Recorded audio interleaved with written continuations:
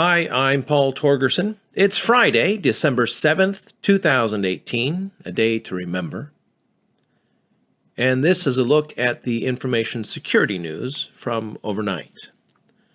From threatpost.com, WordPress sites are being targeted in a series of attacks tied to a 20,000 botnet-strong army of infected WordPress sites. Behind the WordPress on WordPress assault is a widespread brute force password attack leveraged through a Russian proxy provider and targeting an application program interface, or API, specifically the XML RPC API that developers use to link apps to WordPress sites. This same API suffered a similar brute force attack back in 2015. More details in the ThreatPost article. From Security Magazine, the Transportation Security Administration, TSA, released its security roadmap, which will guide efforts to prioritize cybersecurity measures within TSA and across the transportation systems sector.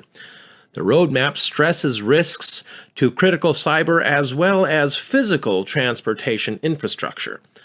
According to TSA Administrator David Pekoski, because the consequences of both physical and cyber attacks can be equally damaging, we must be prepared to respond to cyber threats with the same level of success as we do when faced with physical threats.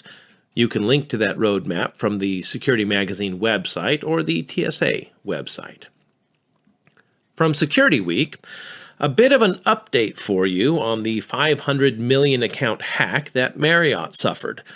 Sources said the hackers left behind some clues suggesting that the attack was part of an intelligence gathering operation conducted by the Chinese government.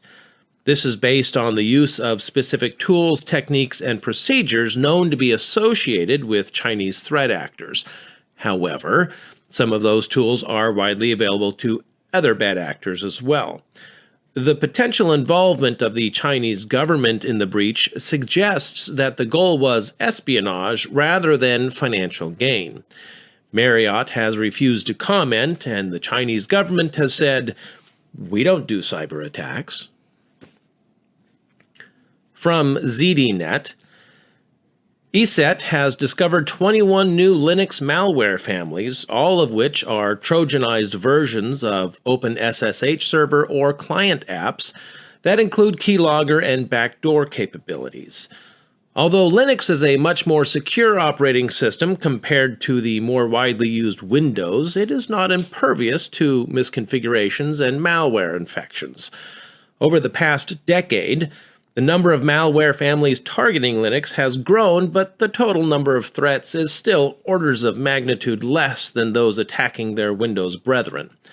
This smaller number of threats has resulted in cybersecurity firms paying much less attention to the Linux malware ecosystem, making it no surprise that some malware families have only now been discovered after operating unseen for more than 4 years. You can get the full nitty-gritty in the ZDNet article. And last today from ThreatPost, Facebook has found itself embroiled in yet another data privacy scandal. The new internal documents released this week showed the social media giant promoting and trying to keep secret the collection of call logs and texts for Android app users. A slew of internal documents was dumped this week by a committee of UK lawmakers who were investigating Facebook's role in fake news.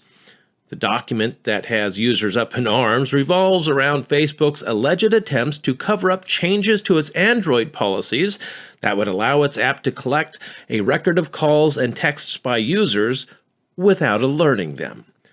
More information in the ThreatPost article, including a link to those 250 pages of documents. And that is all I have for you this week. Have a fantastic weekend, and until Monday, be safe out there.